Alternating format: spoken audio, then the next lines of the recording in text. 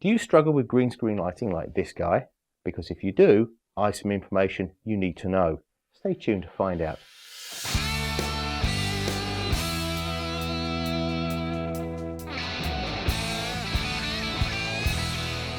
One of the biggest problems with doing green screen or chroma key work is to make sure that the light behind you is even on the green screen. Because even with the best green screen material, if you don't have an even light, it ain't going to work well.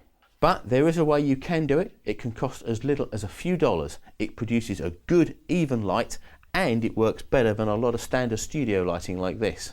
Best of all, it also works really well on white backgrounds. Now, even with a really good green screen, and this is a muslin material which is stretched out and it has all the creases pulled out of it, so it's really nice and smooth. You need good lighting and even lighting to get you a good key. Now, I'm using these lights here at the moment. These are standard studio lights, and you can see they're fluorescent tubes mounted in the studio boxes. Now, that looks like it's producing a really good key. But actually we need to see how this looks on the Chroma Key software, or on something which can see what the Chroma Key software will see, to see what it really looks like. Now, in order to see what your Chroma Key software is going to see, you need something which is far more sensitive than your eyes. And here we have an app for the iPad and the iPhone, and it's called Green Screener, and it's made by a company called Hollywood Camera Work. Now, what this does is it looks at the green screen using the camera of the actual mobile device, and it will then show what it sees as levels of light, and it colors these, and ideally what you want is the whole thing to look completely green. And what we've got here is we've got two hot spots of green, and that's caused by the two lights, and you can see that that is an uneven lighting pattern, and this is going to cause a problem in your Chroma Key software, because to try and even this out in your Chroma Key, you're going to have to crank up the tolerance a lot more, and that means that you're going to lose edge detail, you're going to lose detail on hair and on semi-transparent materials, and you may end up doing then more and more masking and multiple keying. So to try and get this lighting right in the first place is really very important.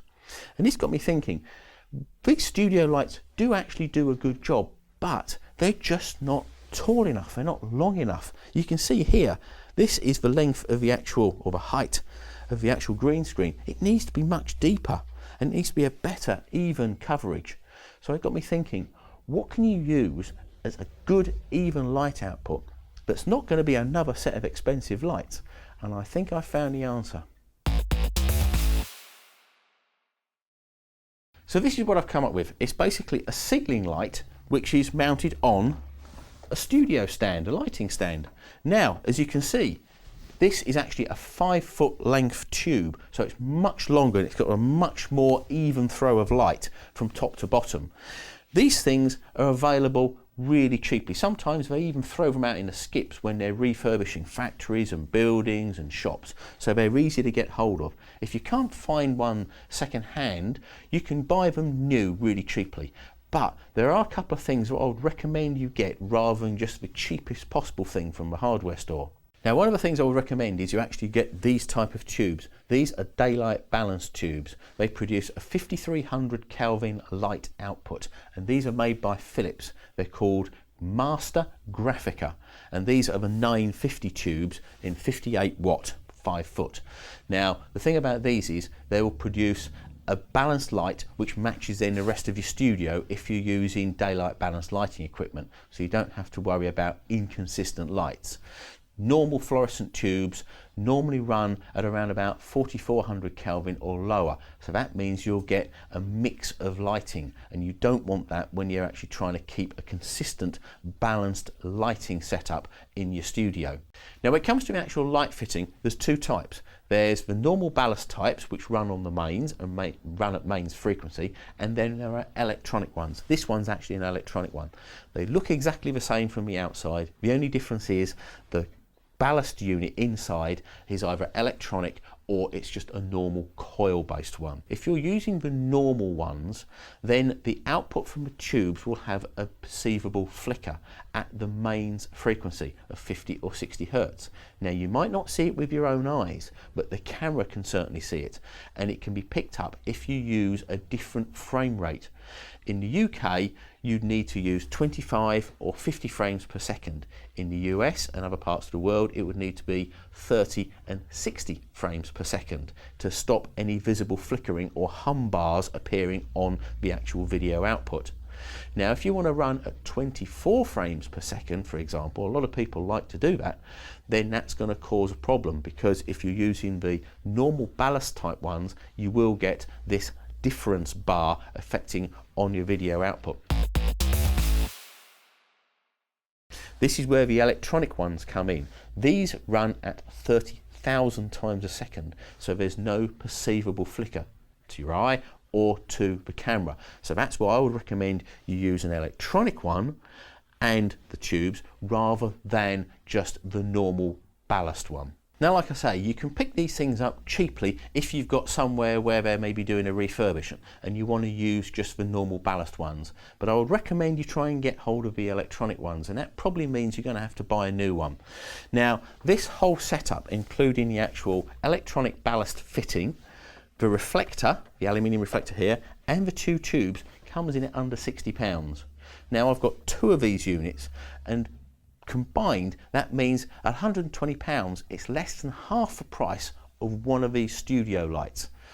The only other thing I've added to it is a little metal bracket which I got from a hardware store, and effectively bolted it onto the back there like that. I've got my studio lighting stand, which is my normal lighting stand I'd have anyway. There's a little hole drilled in the bracket and literally just drops onto the top there like that. Put a nut on the top to stop it from coming off, and there we are. It's now ready to go. So now let's see how this works in comparison to the studio lights on the Green Screener app. So let's see the difference. We've got the strip lights now mounted on the stands and they're lighting up the green screen, and immediately, even if I stand out of the way, you can see that green screen looks a lot better. But look at the actual Green Screener app. You can really see the difference here. There's no big hot spotting to either side here. Literally, you've got a complete band straight away across here. It's a much better green screen. That will key much better than the last one. You won't have to crank up the tolerance to try and get that edge of that green screen really even.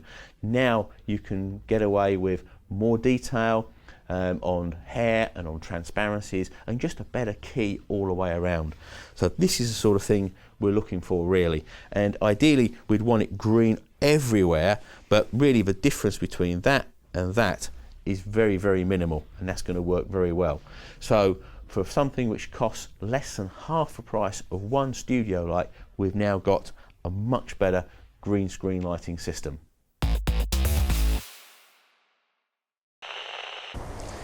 If you liked the video, then rate and subscribe.